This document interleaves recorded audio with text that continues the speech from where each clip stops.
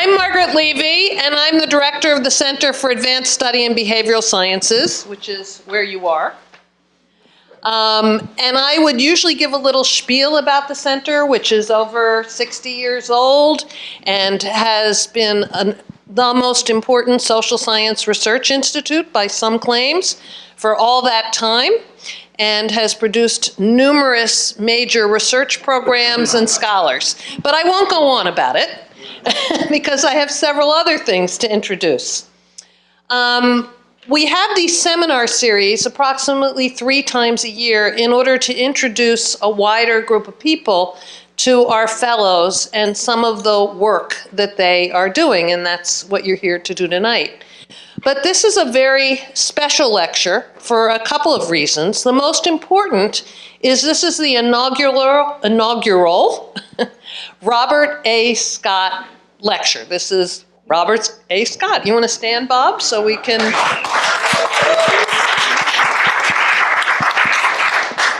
And those of you who don't know him, I will now give you the reasons why you clapped. Okay?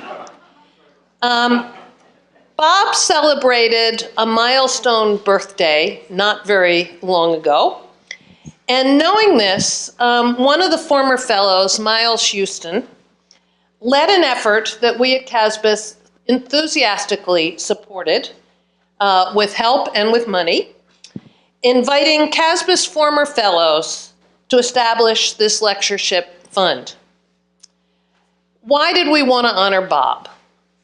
Bob is a legendary and much-loved figure in the history of the center. He was the associate director for 18 years, from 1983 to 2001.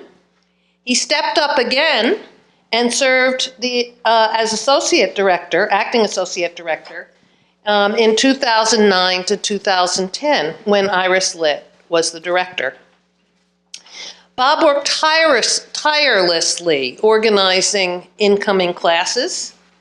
He selflessly, and I was one of those fellows he organized into the place, and then selflessly helped us solve our problems, whether trivial or large, whether professional or personal. One of his biggest claims to fame was arranging a daily volleyball game, which itself spawned more than a few collaborations. There was some competition about reviving the volleyball court and naming that and naming a lectureship, but the lectureship went out. Also joining us tonight is Julia Friedman, Bob's wife of many, many years now, and a great friend of the center as well. Thank you, Bob and Julia, for continuing to be such good friends of the center and such important parts of the CASBS community. The other reason this is a special symposium is it's co-hosted tonight, a new innovation that we're introducing. So this is, I believe, our first seriously co-hosted symposium. And it's co-hosted with the Stanford Woods Institute for the Environment, with which we are in the process of developing an ongoing partnership and relationship. It's my pleasure to introduce Chris Fields, who some of you know is sitting in the front row here. You can also stand. We can also clap you. Chris is the Perry L. McCarty Director of the Stanford Woods Institute, Melvin and Joan Lane Professor for Interdisciplinary Environmental Studies, Professor, School of Earth, Energy, and Environmental Sciences, and a Senior Fellow at the Precourt Institute for Energy. See, I had to read all that. I mean, and I'm also going to read the little thing that the Woods Institute writes up about itself. Though I think it's a splendid organization that's doing really, really important work on climate change and the environment. It's the university's hub of interdisciplinary environment and sustainability research. It's the go-to place for Stanford faculty, researchers, and students to collaborate on environmental and climate change research. Their interdisciplinary work crosses sectors and disciplines, advancing solutions to the most critical, complex environmental and sustainability issues. It's pursuing breakthrough solutions that link knowledge to action and solve the environmental challenges of today and tomorrow. But it recognized that it needs social science to help with that problem, with those problems, not just climate change scientists and lawyers. So we are trying to help with that. Now let me introduce tonight's speaker. You all have some info about Eric Klinenberg, but let me elaborate. Eric is a master of all, and that's an intended pun, which he caught, which has to do with his co-author, Aziz Ansari, the master of none. Right? Eric writes deep and serious social science. He also writes thoughtful, research-informed, and highly readable work on climate change. He writes for such outlets as Wired, which you have, I think, on your seat, the article that just came out in Wired in a special issue that was edited by a man named Barack Obama. It's a very exciting piece. He's also written for The New Yorker. He has a best-selling book with Aziz Ansari, A Modern Romance, which is not on climate change, but is on relationships. And he is someone who has been studying social networks, relationships, and the way in which they form, and that's a large part of what's informing his work that you will hear tonight. Eric is an inspired and dedicated administrator, teacher, and parent, as well as writer. And I understand he plays a mean game of tennis, or at least intends to play a mean game of tennis. We are thrilled at CASBS to have him here as a returning fellow.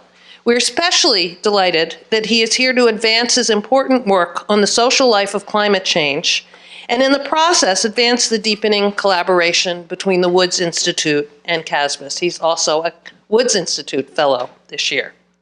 And did I say Eric is a terrific speaker? Which you are about to find out. Thanks. Okay, thank you all. Thank you, Margaret. What a nice introduction. Thank you all for being here. It's a beautiful night. I've been so nervous all day. I've really been it's been the least productive day of my career, I would say.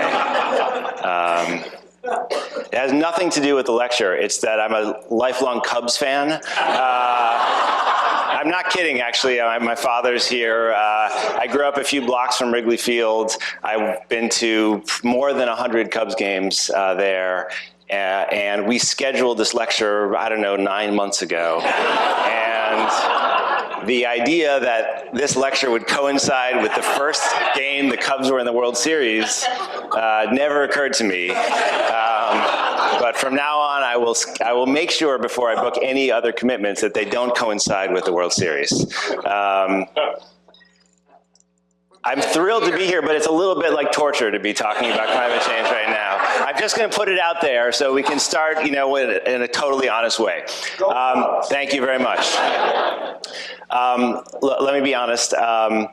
It's an enormous honor for anyone to be here at the center for a year as a scholar. If you haven't been here before and you walked around and you saw what this place is like and you met some of the other fellows, you'll know what an incredible experience it is to be here. It's an honor of another order altogether to be invited to inaugurate the Robert Scott Lecture Series and to start to build this collaboration with the Woods Institute. So whatever happens in the baseball game, it's going to be a good night. But I do want to talk about a somewhat somber and serious topic, although it's not. I don't really have a hopeless message. I have a very different kind of story to tell about climate change and the future of cities. And what I want to say about climate change just at the outset is that if the social sciences were not invented yet, and we were beginning to invent them today, the way that our ancestors did, say 130 years ago, 140 years ago or more, there are all sorts of things that we study now that we would still study, things like labor and inequality and bureaucracy. But we certainly would be studying the climate. as one of the core kind of foundational issues of our time, right? You could not invent 21st century social science and not have our relationship to the ecosystems that make life possible be central to that. And yet we didn't really see that in the 19th century.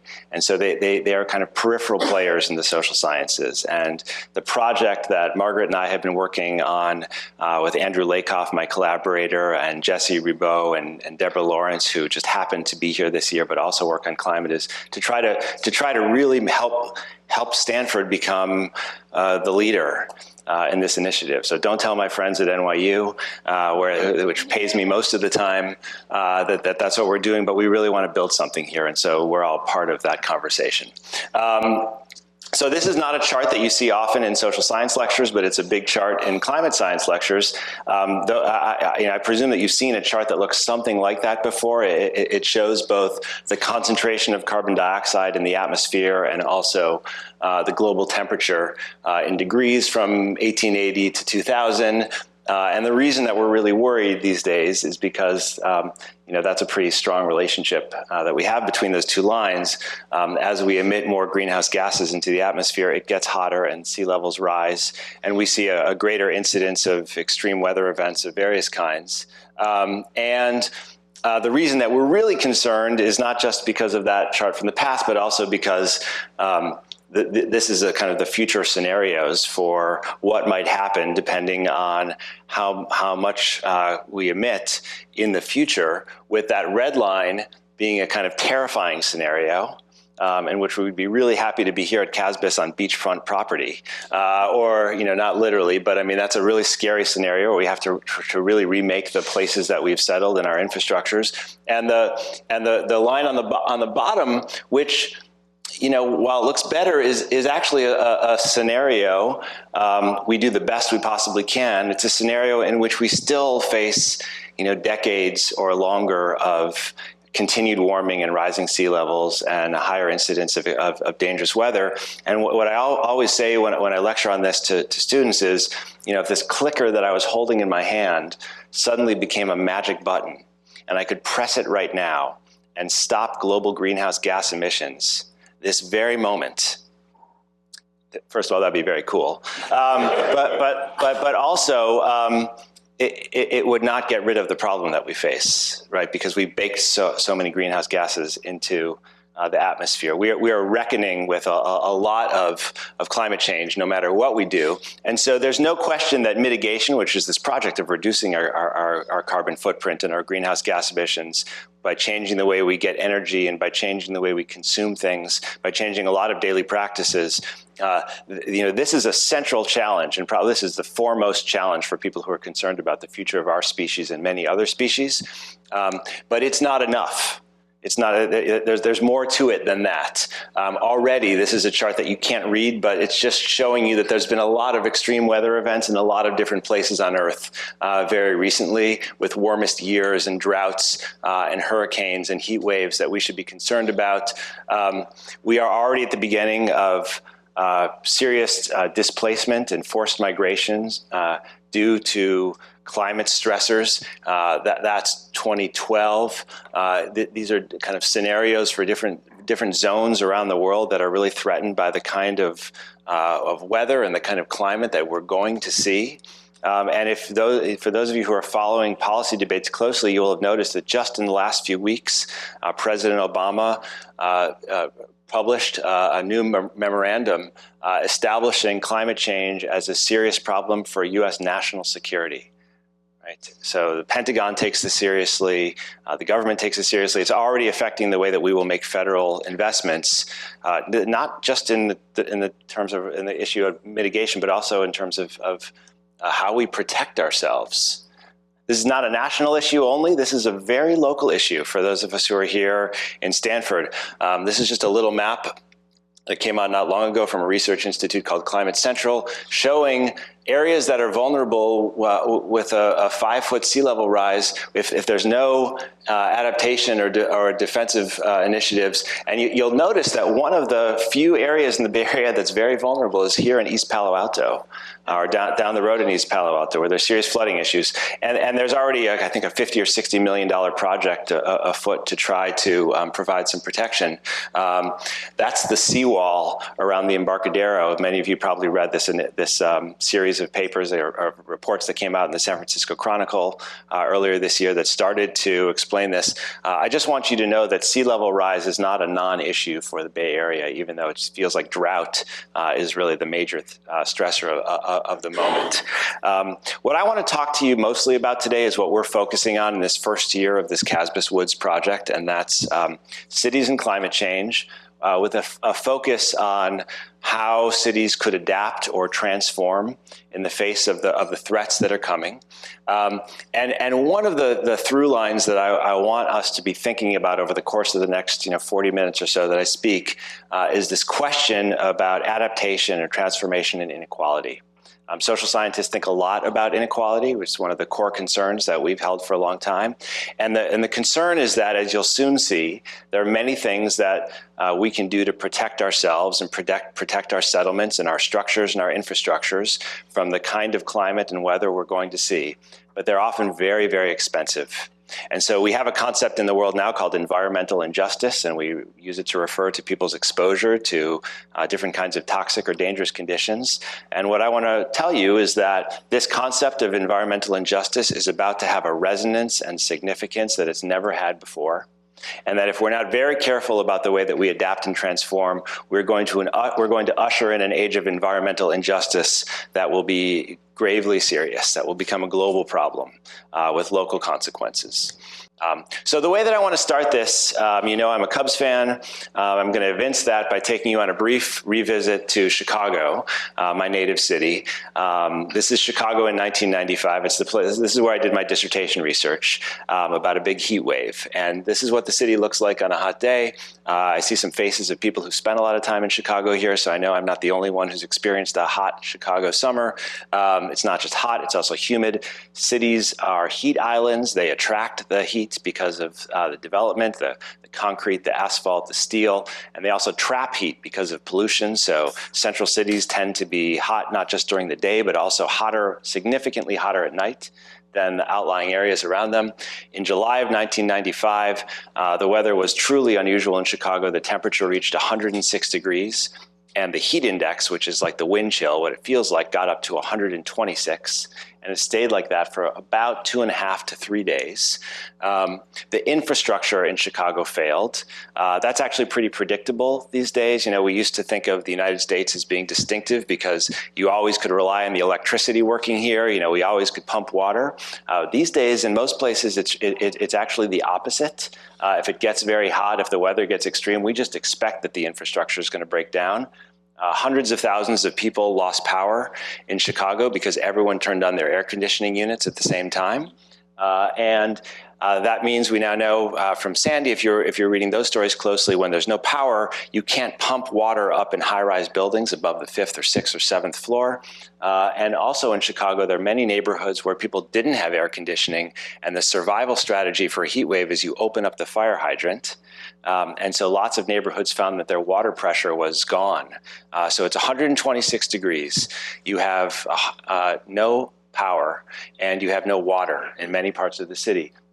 The city starts to break down. There are upwards of 50 hospitals in the city of Chicago. More than half of them were on bypass status because so many thousands of people needed emergency care that they all came into to the hospitals around the same time. The city had no real capacity to monitor which hospitals were open and which were closed. And so they started kind of sending ambulances to the next place, but they were driving for 3, 4, 5, 10 miles in some cases to try to find a place where they could take a new patient.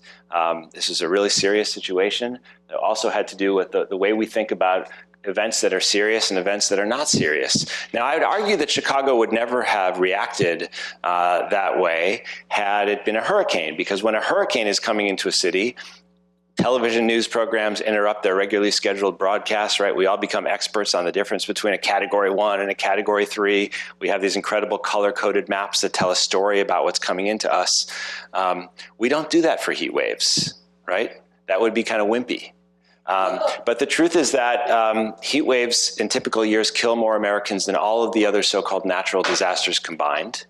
But they inflict very little property damage. They're not spectacular. And so we don't signal to health officials or to city officials that we need to do something. So we have a social structure in the US, as in many other parts of the world, where when it gets very hot and uncomfortable in the summer, the elites get out of town.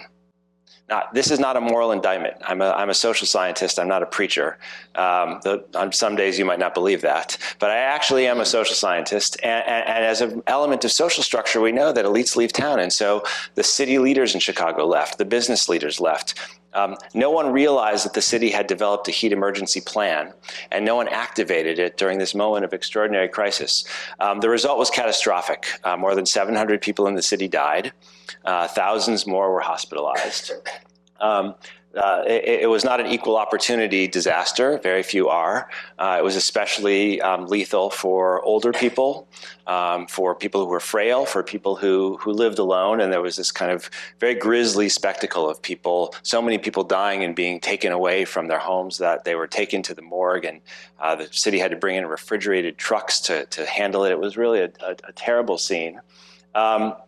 And it's not just there were specific people that were most likely to perish. There are also particular places in the city that were more vulnerable than others.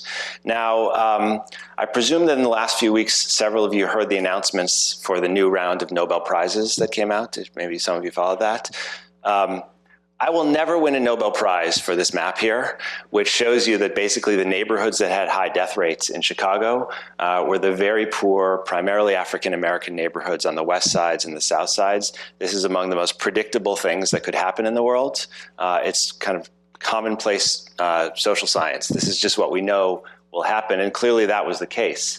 But when I was doing research on this event, I wasn't very satisfied just by telling a story in which it was poor neighborhoods that suffered the most. I knew there was something else going on. And so I started spending time doing ethnographic observation, very close research in different parts of the city, including neighborhoods that were right next to each other, that looked very similar demographically. On paper, they looked like they were the same kinds of place, very poor, very segregated. But that in fact had very different kinds of outcomes and experiences during the heat wave. I wanted to figure out what was going on. So I found these pairs of neighboring neighborhoods where in advance of the heat wave, you wouldn't have known what would happen. Here's a neighborhood called Englewood on the south side of Chicago, totally African-American, very poor. Here's a neighborhood across the street called Auburn Gresham, also totally African-American, also very poor, also dealing with issues around high violence.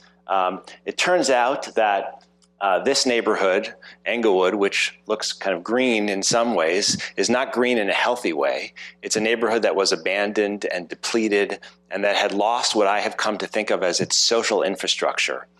The sidewalks, the commercial life, the public areas that draw people out of their homes and into public life, where they might find companionship and get support, where they might be identified as someone who is in trouble by a neighbor and therefore saved.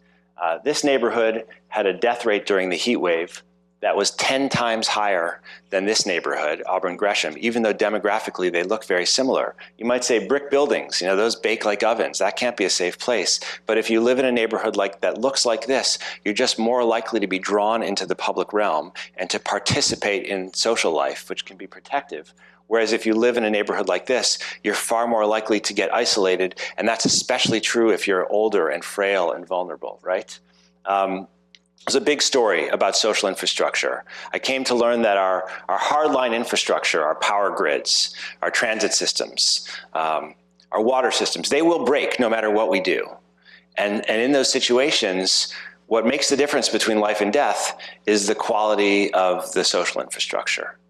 I got the first hints of that in Chicago.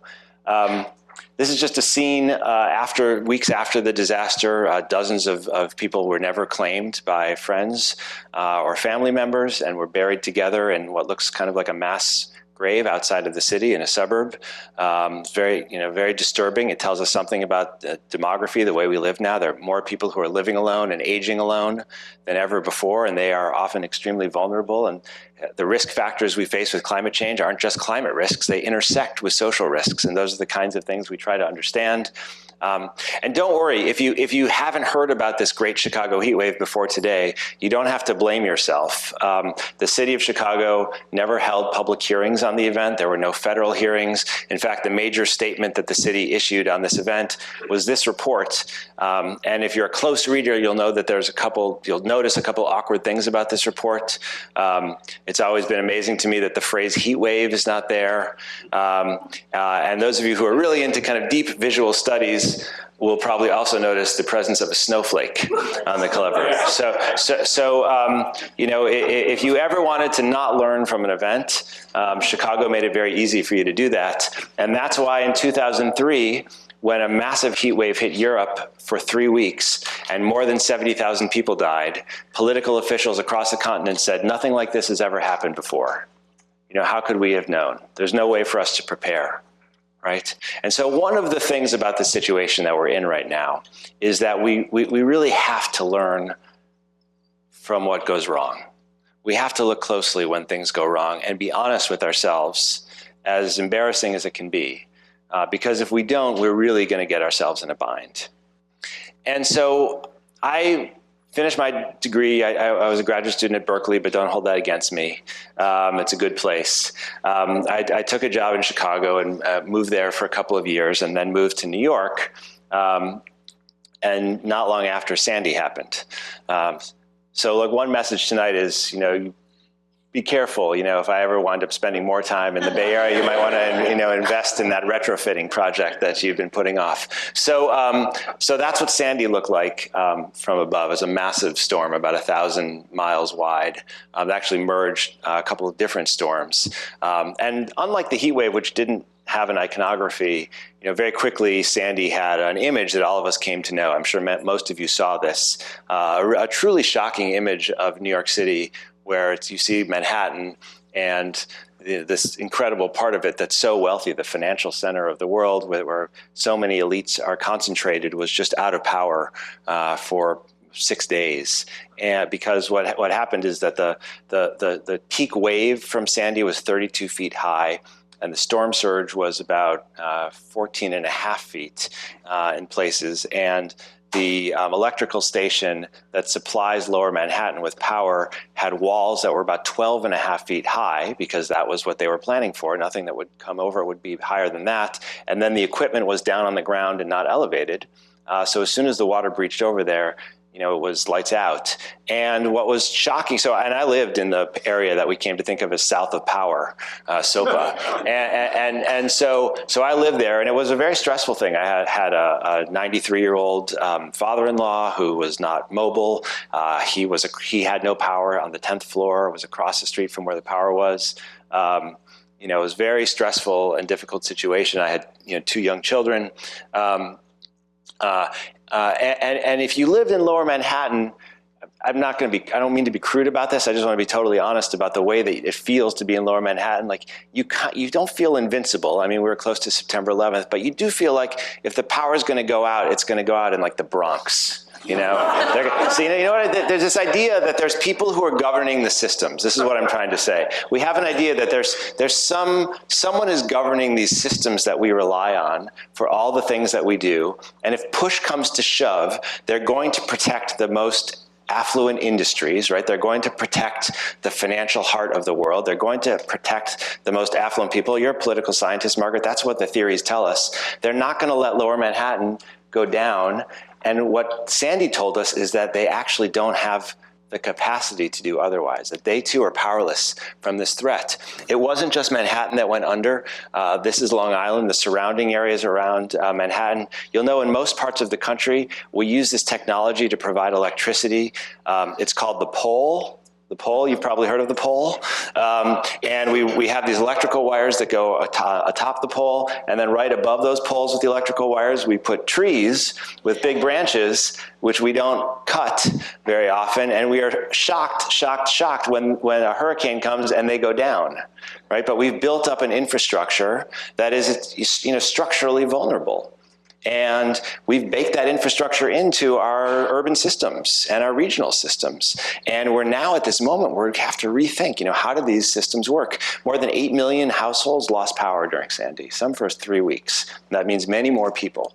The subways filled up like bathtubs, right? Because when we built the subway system, we also didn't anticipate that the water would be this high, that the storm surge would come quite like this. And so it's not just that the stations are open, it's also, think about the times you've walked in the streets of New York City, that the air filtration systems are open and they're on sidewalks and streets everywhere, right? So as soon as the water comes in, the water goes everywhere. Now, what's staggering and disturbing about this image, if you know New York and you know what happened in Sandy, is it's 86th Street, and the flooding didn't happen up there.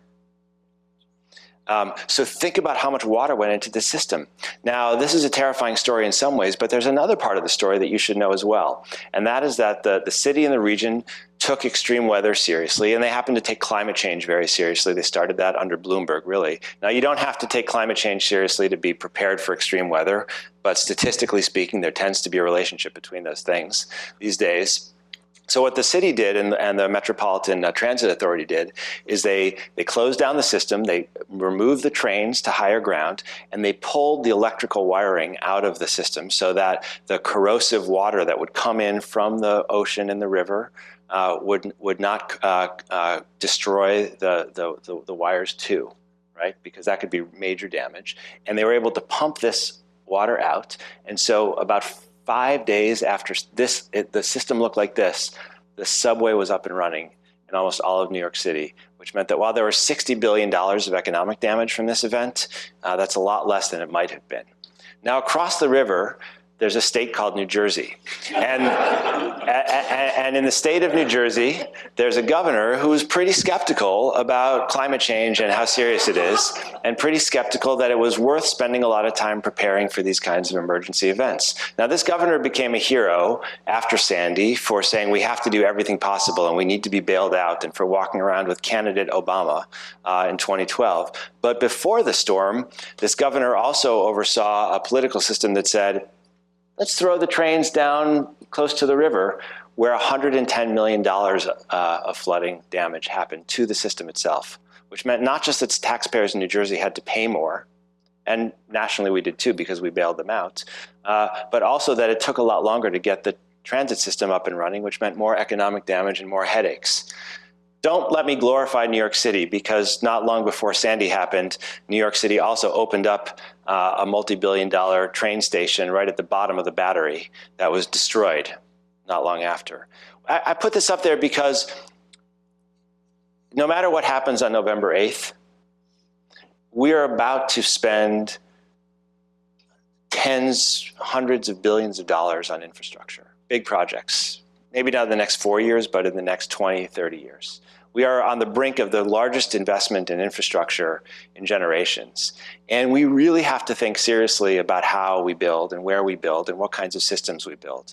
And if we don't take the climate seriously when we do this, we're going to make a lot of very expensive mistakes. I always show this slide because this is a scene from the NYU hospital. So these are my colleagues. By accident, the medical infrastructure of New York City in Manhattan is aligned along the East River, right in the flood zone. And the regulations told hospitals that they had to have backup power with generators, but they would really be better off keeping the fuel for their generators in the basement where it wouldn't get exposed to the open air and potentially create a toxic problem. And so when the floodwaters came in to NYU and to many other hospitals, they didn't just kind of flood out the data systems and destroy the computers and kill thousands of animals that were there for research. They also got mixed up with the fuel. And so it became impossible to go in there and repair things. So the power was out at NYU Hospital. It was in the midst of a hurricane. There was flooding outside. And this is the NICU. where there were many babies who needed to have assistance breathing.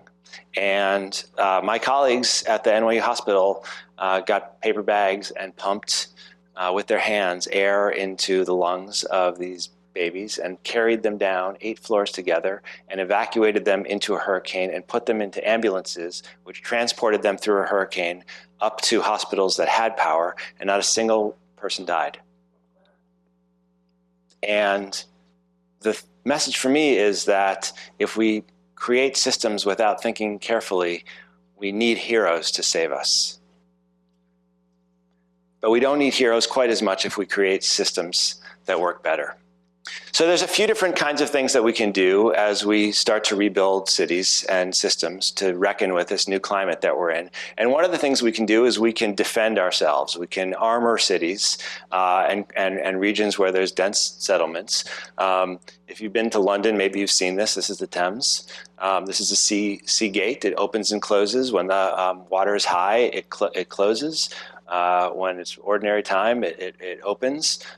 There's a bunch of cities that you couldn't really have without gates or levees of some kind. We have New Orleans here. You probably know what's happening in Venice. London is like this. And so when Sandy hit, many engineers and prominent political officials said, we need to get one of those here. If you haven't been to New York recently, don't worry, this isn't here. That's right next to the Verrazano.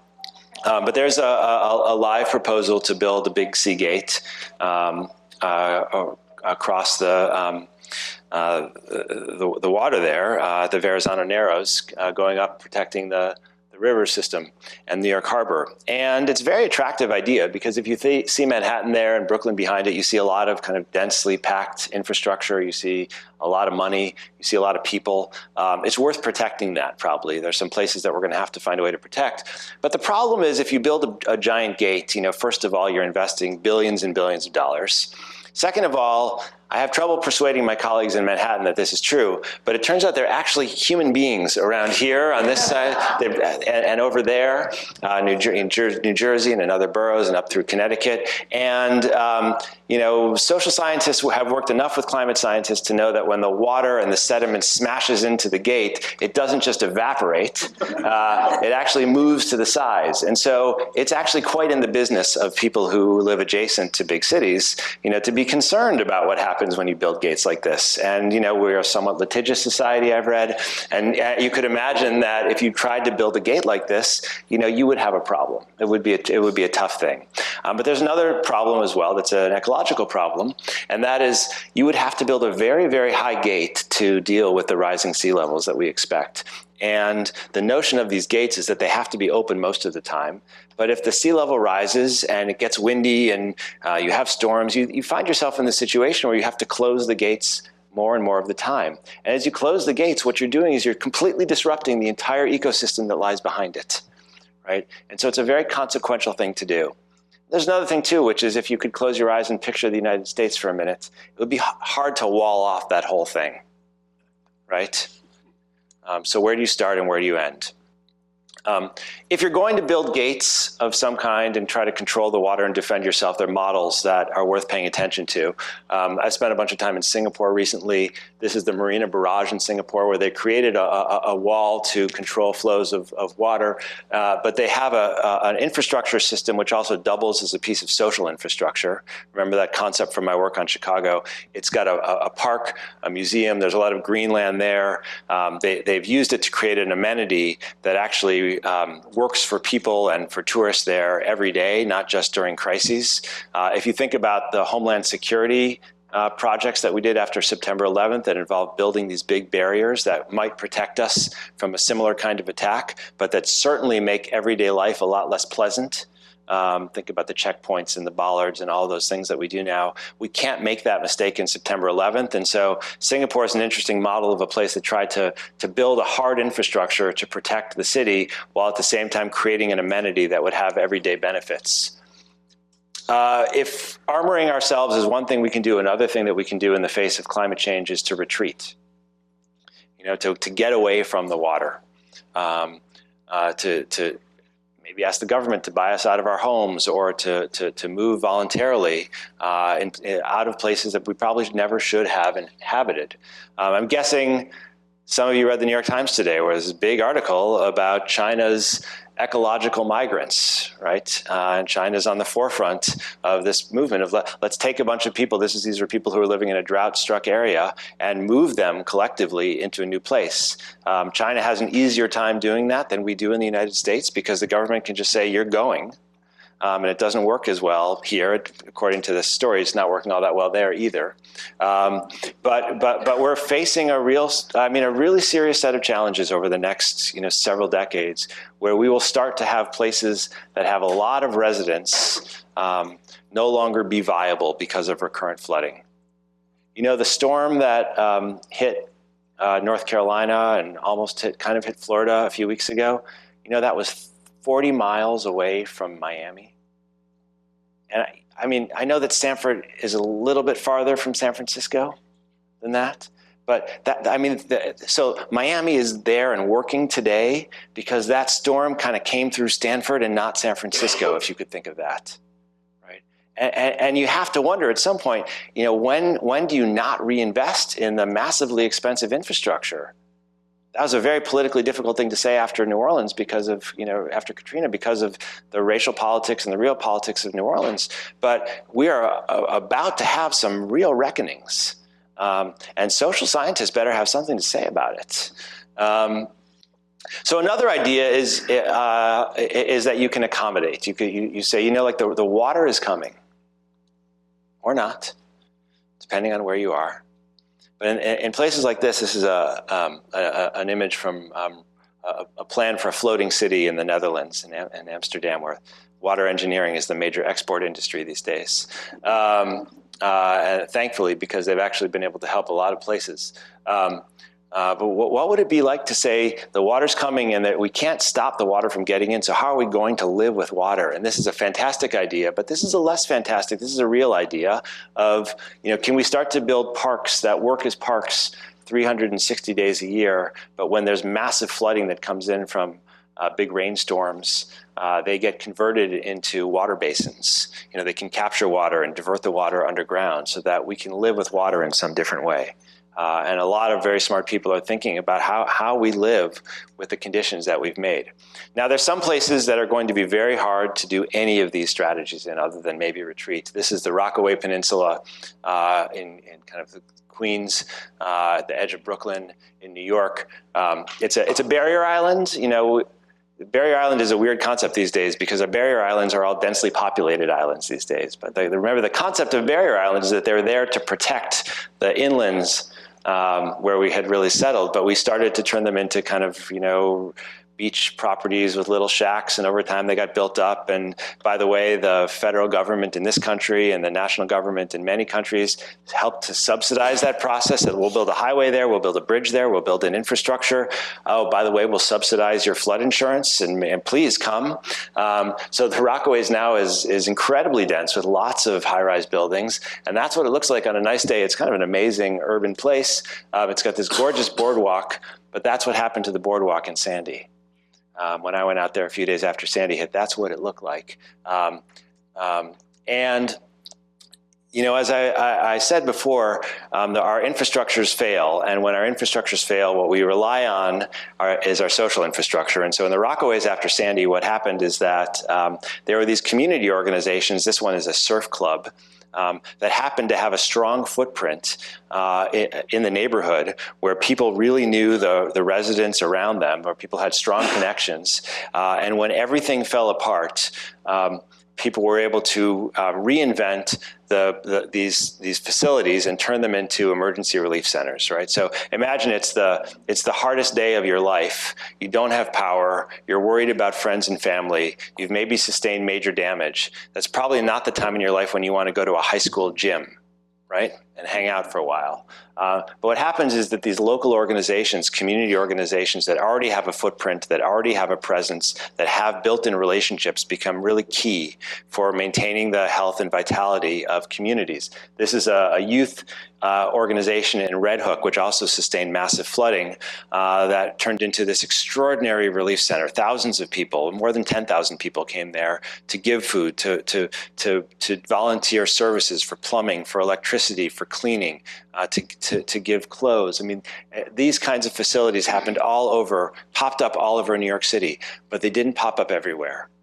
And when survey researchers from NORC at the University of Chicago went out to look at what happened in New York City neighborhoods after Sandy, they found that the places that had the strongest social capital, the places where people had the tightest connections to their neighbors, they fared better and they recovered more quickly than the neighborhoods that didn't have that kind of social infrastructure.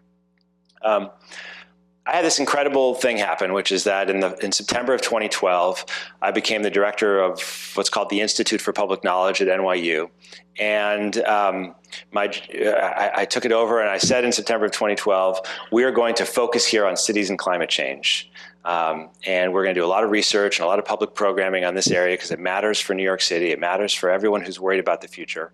And the next month, Sandy hit. And I organized a group of faculty and graduate students. We created something we called the Superstorm Research Lab. We fanned out all over the city. We interviewed people all over the place. We generated maps. We did all kinds of classic Chicago-style field work to figure out what was happening in the city. I wrote an article in the New Yorker about what happened during Sandy, what other cities around the world were doing.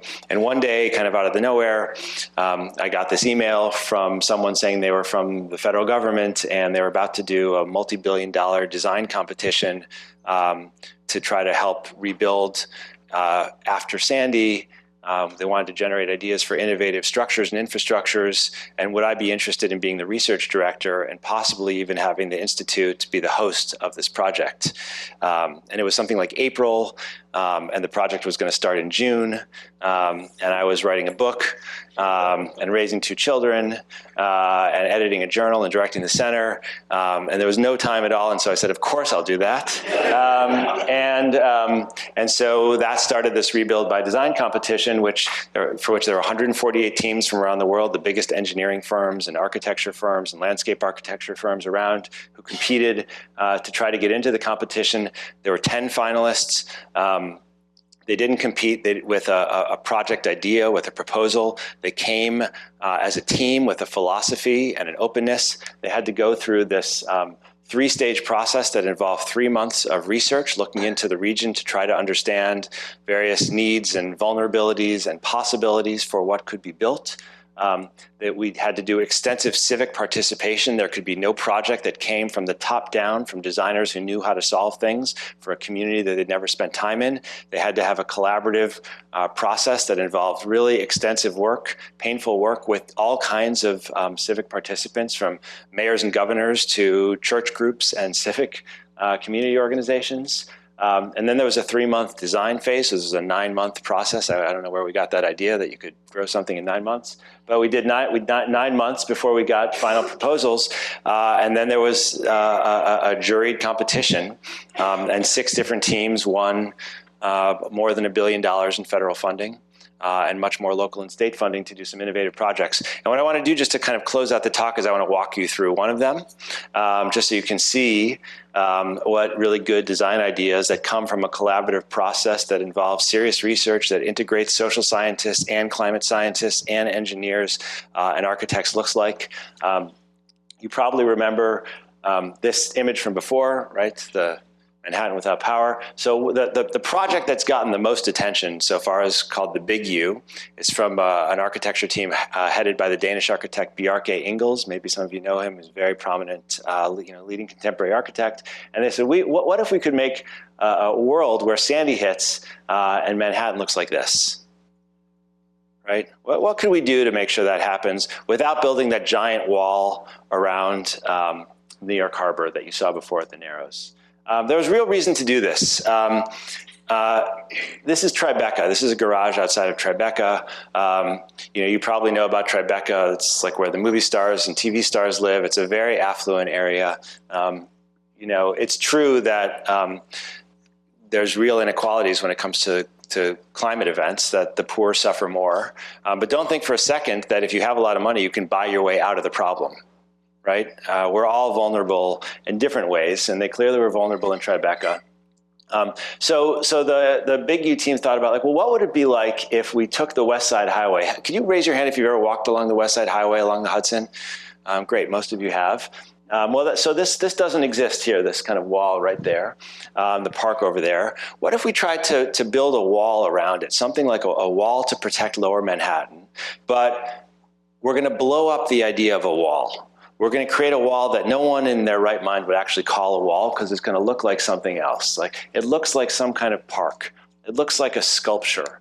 It looks like an amenity that makes a kind of ugly place for cars that we've half-heartedly turned into a park, into a genuine park that will invite more people out to be in this very beautiful part of the city every day, and that will also keep the water from breaching the really vulnerable parts of the city every day, right?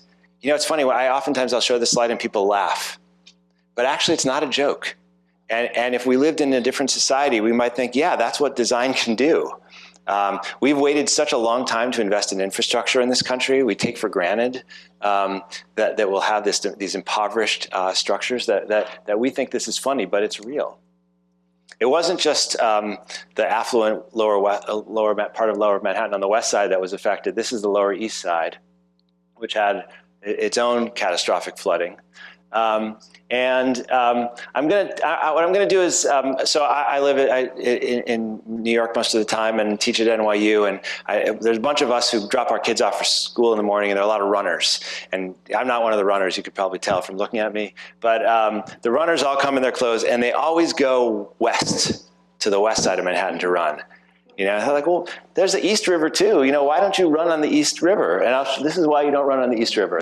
If you wanted to take a run on the East, I'm going to burn a bunch of calories for you. You're now running on the East River on the Lower East Side. That is not a lovely run, right? That is not a lovely run. The fish market's now up in the Bronx, actually, but you could probably still smell it because it was there for a long time. It's also incredibly vulnerable. There's a lot of very poor people and very vulnerable public housing right behind this. The water came right through in Sandy. And so the Big U team said, okay, we've got impervious structures, pavement here that just bounces the water off. What if we rebuilt the Lower East Side so that the landscape looked like this? You had these kind of bridging berms that kind of slowly sloped upwards and that blocked the stormwater from coming in. Potentially you cover the FDR, Okay, that's a fantasy. That's not going to happen. But, but you got to dream a little bit, right? So this is like this gorgeous idea for what it would be like to rebuild the Lower East Side. And here again, Margaret, tell me if I'm wrong, but the theories we have from political science and urban politics tell us that if there's a lot of federal money and local money and state money, and something's going to be done to dramatically improve a city that has this vulnerability, that it's probably going to be the Tribeca and Greenwich Village that's going to get that money. And it's not going to be the Lower East Side, right? Because we know who's got the power. But in this case, when you have a mayor like de Blasio who's interested and concerned about inequality, when you have a president like Obama who recognizes this issue as well, it means that you channel resources in a different way. And the part of this Big U project that has been funded is the Lower East Side, where there's a thick concentration of poverty, not the Village and Tribeca, And if you have friends in your life who are thinking in November 8th, it doesn't matter who I vote for. It doesn't matter who I vote for. They all suck. In some ways, it really does matter. There are certain ways where it really, really matters who's running a city and who's running a federal government. And they did the right thing in New York by making a principled commitment to protect the vulnerable people and places. But we don't always do that. But then this incredible thing came up, which is that we had had this big consultative process with community organizations in the Lower East Side in the run-up to these designs that won.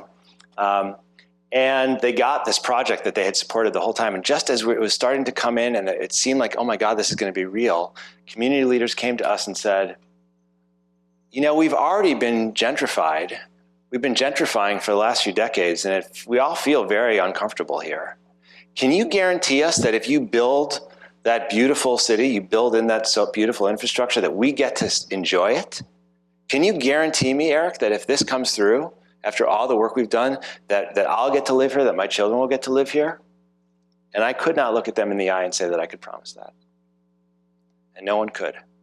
And that brings up another kind of problem where the climate scientists and the social scientists need to be working together to think about what it means to create a sustainable city that's not just sustainable ecologically, but also sustainable for people who live in it and make it home.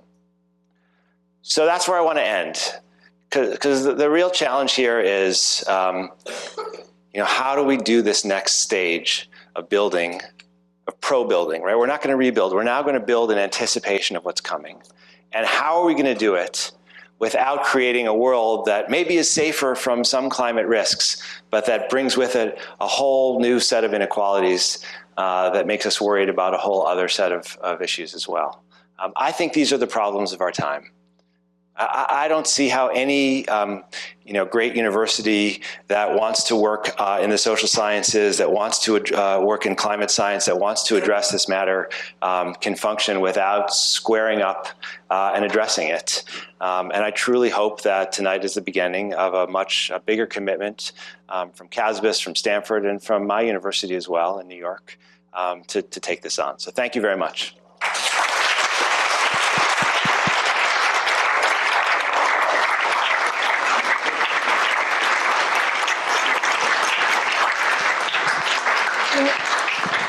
We only have about 10 minutes for questions, but I will let Eric take charge of that. And I think we have microphones, and Well, raise your hand and we'll pass them out.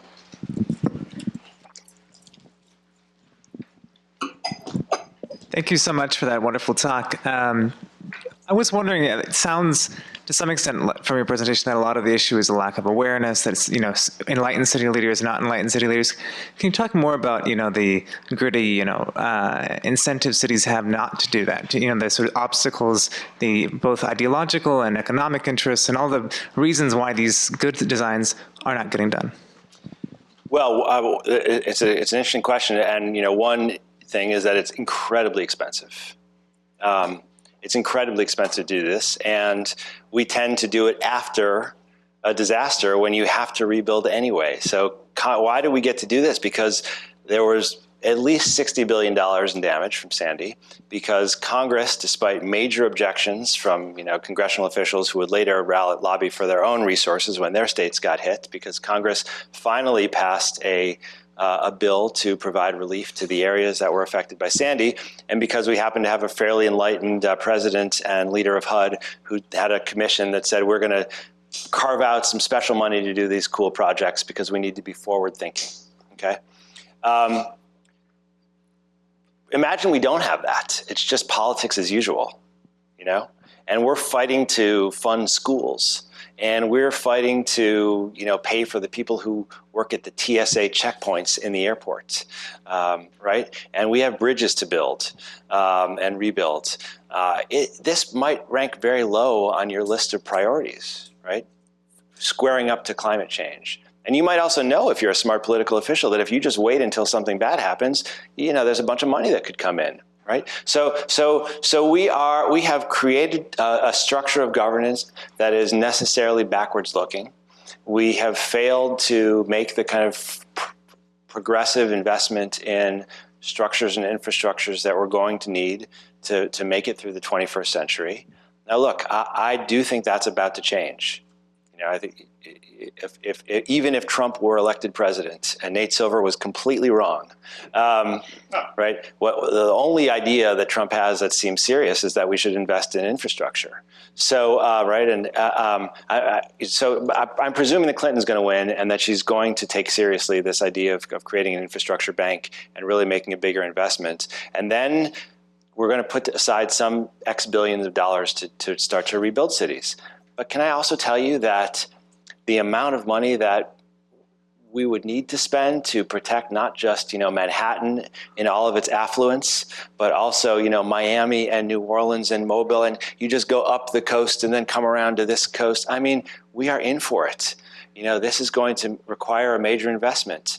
And if you're Chris and you've worked on the IPCC, you know that this is where it's easy, right? The really difficult thing is that we have these regions in the world, take Bangladesh, which is often the poster child for these situations, which are so vulnerable and have a much tighter time frame, and that have nothing like the kinds of resources that they need to build, and that have neighbors on either side that are not about to let millions of people in. Right? So there it's like, is the international community, whatever that means, I'm sorry about that, political scientists, you probably hate that concept, but will governments around the world find some way to provide meaningful funds for poor nations that didn't cause this problem to do something? I mean, right now the answer is no, but this is why I think we need to be owning this problem. I mean, this is why I'd like to see so much research being done here. And I just want to say one thing, because we're at CASBS, which has this special role in the history of the social sciences. The thing is that not only were these kind of environmental issues not part of social science from the get-go, but in the status order of the social sciences, what happened is that people who took on these kinds of problems were relegated to the periphery into the kind of low-tier institutions because these aren't serious problems. And so there's a disincentive for ordinary social scientists to take these things on. We really have to think about what we're going to do if we're going to be serious. Okay. I told you sometimes I preach. I didn't mean to do that, but yeah. Eric, thanks for a great talk. I'm from New Orleans, and in the year after Katrina, I met with the dean of the School of Architecture at Yale and a bunch of urban planners, and I said, what do you need to rebuild New Orleans? And they said, you need dedicated local, state, and federal leadership. Your example showed what happened. You skipped over the governor. I assume the governor was supportive of this. But Mike, that's a long preamble to a question. New York had the trifecta of a mayor, a governor, and a president who were forward-thinking. Yeah. A lot of the action is going to be local and regional, as it was in New York. How does one encourage, foster, develop that kind of local, regional, forward-looking leadership? Because if we just leave it to happenstance, you may or may not get it. Louisiana is a great example where it was 0 for 3. That's a great point. That's such a good point. And it's really the governor. I mean, your point, in the American political system, the governor has an outsized amount of power. The mayors have very limited capacity to shape agendas. They have some funds. New York City mayor has some more than others, but you really need the governor because the programs go through states. And boy, I wish I knew the answer to it. Like when you hear Obama or Hillary say, I want people to make me do the right thing here. I can't just do it because I've got to fight against the fossil fuel industry, right, if I'm doing it on my own. There's a lot of vested stakeholders that would not like to make the kinds of investments that we're going to need to make. So we need to develop more of a common consciousness about this and to make it feel urgent. There's a mistake that I think a lot of us make when we think about this issue. We talk as if the problem is that Americans don't believe that climate change is real, or we don't think it's man-made. Can I tell you that that's not actually the problem? The majority of Americans think it's real. The majority of Republicans think it's real. The problem is that there's a bunch of really urgent issues that we face, right? We have unemployment, we have debt, we have to deal with a healthcare system that's too expensive, our schools are no good. So by the time you get through the list of things that really compel people to enter into politics and scream, that climate stuff feels very far down the list. It's just not urgent.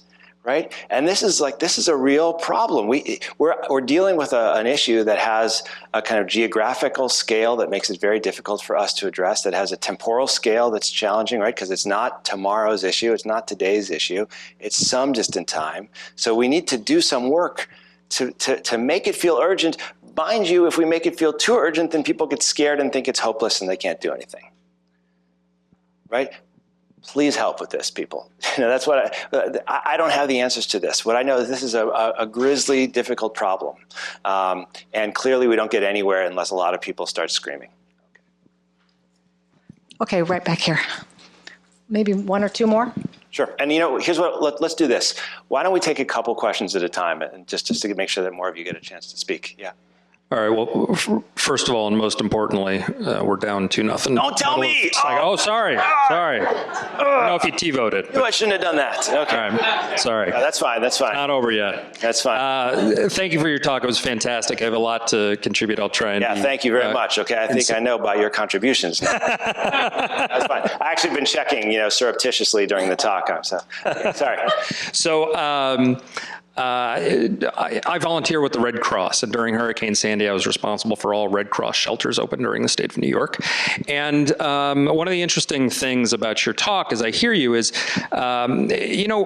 much of at least the response framework, right, and the political power necessary to respond to some of these challenges we did actually used to have in this country, right? I mean, the Red Cross is actually the agency that's sort of missing in your talk, right? And they were certainly missing on the feeding side in Sandy.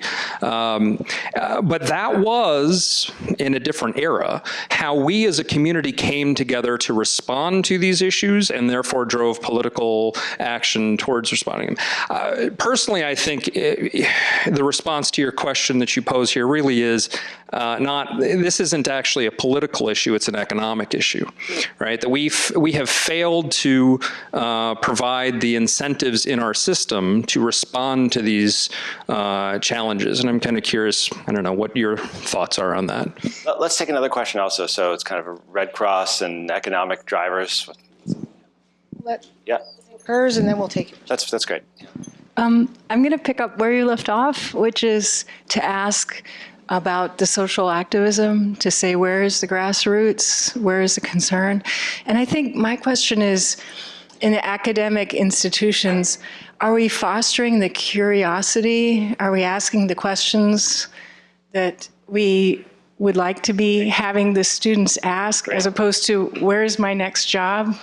But what am I doing for society, and how am I reflecting on society? You go to Berkeley, by the way? So, excuse me? It was a Berkeley question. I'm just kidding. And I have a joke. I'm which kidding. Is, I want to do a shout out to your dad, because we both bike in Palo Alto, Ed Klinenberg. I met him when we had both shown up at a public event, and we both showed up on bicycle, and I looked at him and I said, hey, we both bike here. So I biked up the hill to get here, and here's my joke.